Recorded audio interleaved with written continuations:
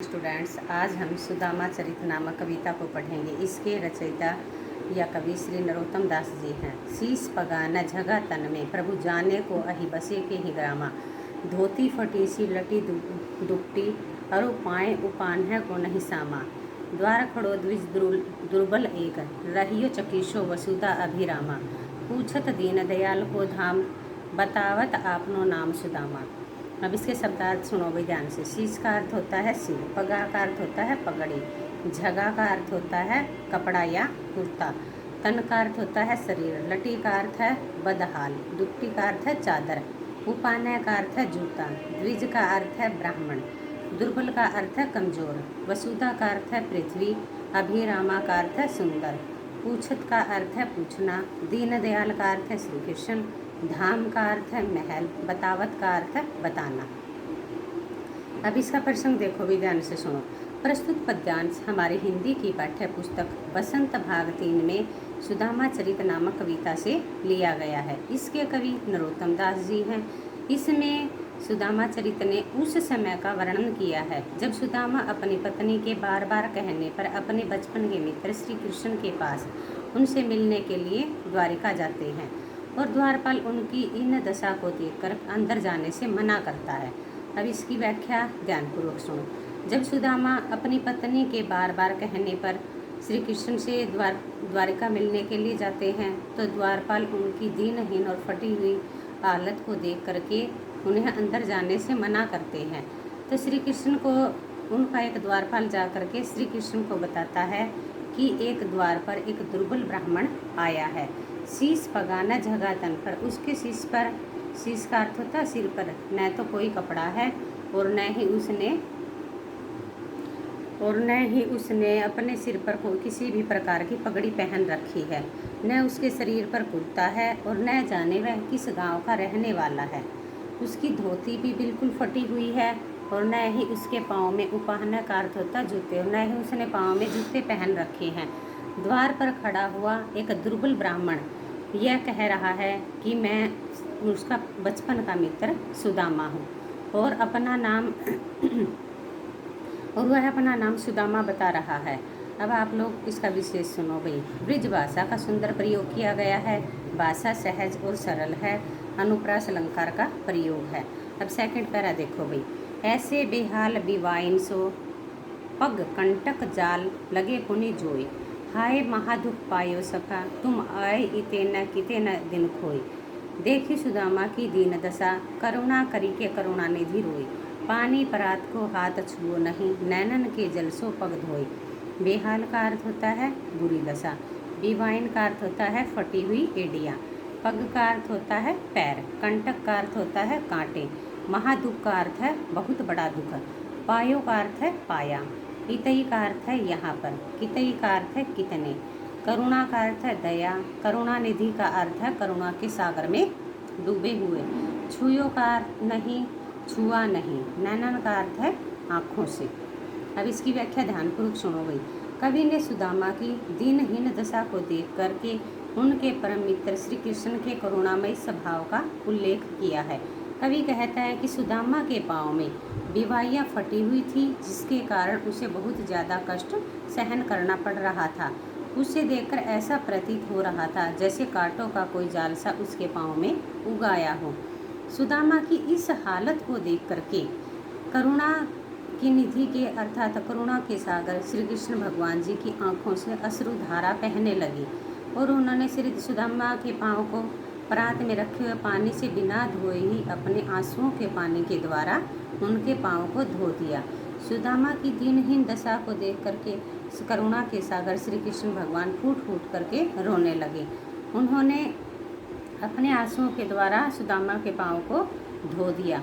अब इसका विशेष सुनो भाई। ब्रिज भाषा का सुंदर प्रयोग किया गया है, भाषा सहज और सरल है, अतिशयोक्ति अलंकारों का प्रयोग किया गया है।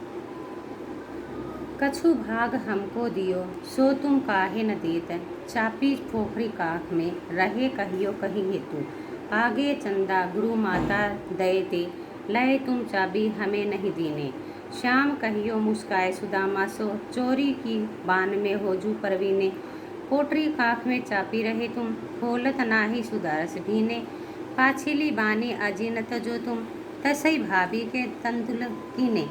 हमको का अर्थ है हमारे लिए, सो का अर्थ वह, काहे का अर्थ है क्यों, चापी का अर्थ है चबा करके, पोटरी का अर्थ है पोटली, काक का अर्थ है बगल में, आगे का अर्थ है पहले, चाबी का अर्थ है चबा दिए, दिने का अर्थ है दिए, बान का अर्थ है आदत, परवीने का अर्थ है परवीन, फोलत का अर्थ है खोलना, सुधा का अर्थ है अमृत, भीने भीगे हुए, बानी का अर्थ है आदत, तसई का अर्थ है वैसे ही, तंदुल का अर्थ है चावल। अब इसकी व्याख्या ध्यानपूर्वक सुनो भाई।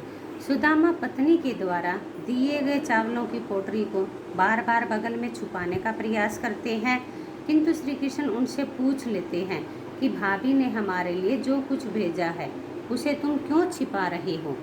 चापरी पोटरी काक में रहे के हूँ हेतु किस कारण से तुम भाभी के द्वारा दिए गए हमारे उपहार को छुपा रहे हो। तुमको अपनी बगल में किस कारण के इस पोटली को दबाकर बैठे हो, यह पोटली मुझे दे दो।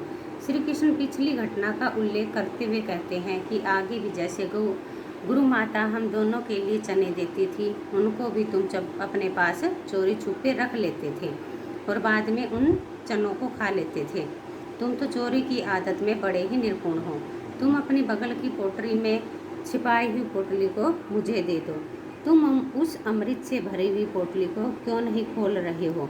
अब तुम भाभी के द्वारा दिए गए चावलों के साथ पिछली बार की भांति ही, अर्थात जैसे तुम अकेले ही चने खा गए थे उसी प्रकार क्या तुम अकेले ही भाभी के द्वारा दी गई भेंट को खाना चाहते हो।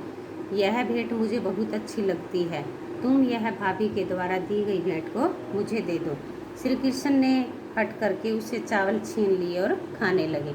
ब्रिज भाषा का सुंदर प्रयोग किया गया है, संवाद शैली का प्रयोग किया गया है। फोर्थ पैरा देखो भाई।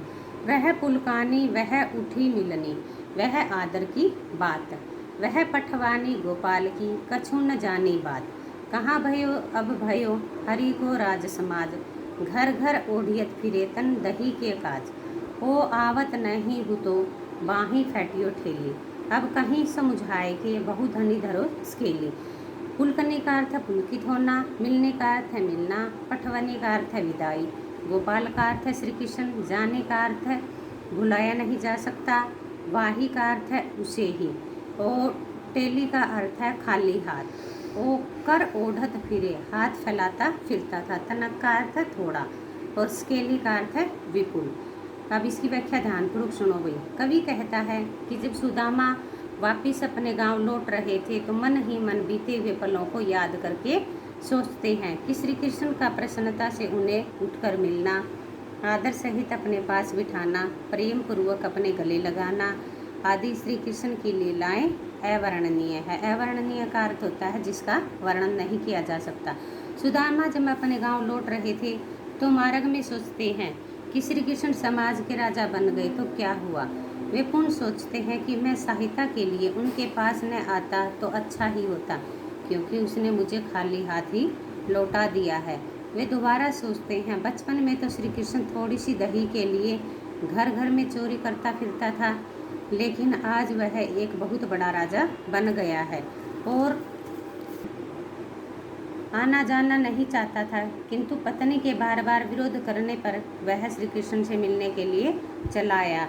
अब तुम इसे संभाल। उसने मुझे थोड़ा सा भी धन नहीं दिया और श्री कृष्ण ने मुझे खाली हाथी वहाँ से लौटा दिया। अब विशेष सुनो भाई। ब्रिज भाषा का सुंदर प्रयोग किया गया है, भाषा सहज सरल और स्पष्ट है, तत्सम शब्दों का प्रयोग है। अब पांचवा पैरा देखो भी। वसोई राज समाज बने, गजपानी घने मन संभ्रम छायो, कधऊ परयो कहूँ मारग भूली, की फिरी के अब द्वारिका आयो, भोन विलोकी कोमन लोचत, अब सोचत ही सब गाँव मझायो, पूछत पाड़े फिरे सो पर झोपड़ी को कहूँ खोज न पायो। वसोई का अर्थ है वैसा ही, गज का अर्थ है हाथी, वाजी का अर्थ है घोड़े, संभ्रम का अर्थ है घूमना, कईयों का अर्थ है या, मार्ग का अर्थ है रास्ता, भोम का अर्थ है भवन, विलोभ की बे देखने को, लोचत का अर्थ है लालायित होना, गाँव मझायो गाँव भर छान मारा। अब इसकी व्याख्या ध्यानपूर्वक सुनो गई। इसके अंदर कवि कहता है कि सुदामा के मनोभाव व स्थिति का वर्णन करते हुए बताता है कि जब सुदामा अपने गांव वापिस आता है तो उसके गांव का सारा दृश्य द्वारिका जैसा बना हुआ है। उसी प्रकार के बहुत से हाथी घोड़ों को देखकर उसका मन घूम रहा है, अर्थात चक्कर में पड़ा हुआ है। कहीं वह रास्ता भूलकर दोबारा द्वारिका तो नहीं आ गया। यहाँ की सुंदर सुंदर भवनों को देखकर उसका मन बड़ा ही लालायित उठता है। यह सोचते हुए कि सारा गांव छान मारते हैं और सारे गांव में अपनी झोपड़ी को ढूंढते रहते हैं। ब्राह्मण सुदामा सभी से अपनी कुटिया के बारे में पूछते हैं, किंतु वे अपनी कुटिया को कहीं भी नहीं ढूंढ पाते। कहने का भाव यह है कि सुदामा की कुटिया झोपड़ी में बदल चुकी थी। अब विशेष देखो भी तत्सम तद्भव शब्दों का प्रयोग है। ब्रिज भाषा का सुंदर प्रयोग किया गया है। छठा पैरा देखो भाई। कई वह टूटी सी छानी हतऊ कह कंचन अब धाम सुहावत कह पक में पन्हई न हती कहूँ त गजराहू ठाडे महावत भूमि कटोर पर रात कटे कहाँ कोमल सेज पर नींद नावत के जुर तो नहीं कायो कादो सवा प्रभु के प्रताप के न ते दाख न भावत।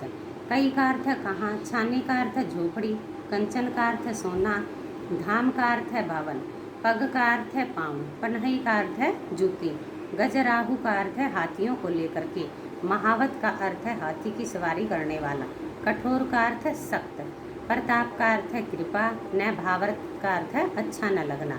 अब इसकी व्याख्या सुनो भाई।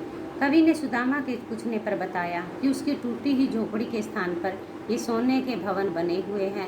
जहाँ पहले उनके पाँव में पहनने के लिए जूती नहीं होती थी, वहाँ उनकी सवारी के लिए महावत हाथी लिए तैयार खड़े रहते हैं।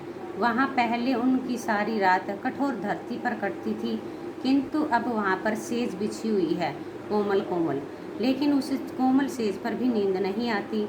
जहाँ पेट भरने के लिए पहले मोटा अनाज भी प्राप्त नहीं होता था, अब वहाँ श्री कृष्ण की कृपा से दाख आदि फल भी मन को अच्छे नहीं लगते। इस प्रकार श्री कृष्ण ने अपने मुख से न कुछ कह करके सुदामा को अपार धन देकर उपहार में देकर के मित्रता की लाज रखी। अब इसका विशेष सुनो भाई। भाषा सहज सरल और प्रभावमयी है। अतिशोक्ति अलंकार का प्रयोग है। ब्रिज भाषा का सुंदर प्रयोग किया गया है।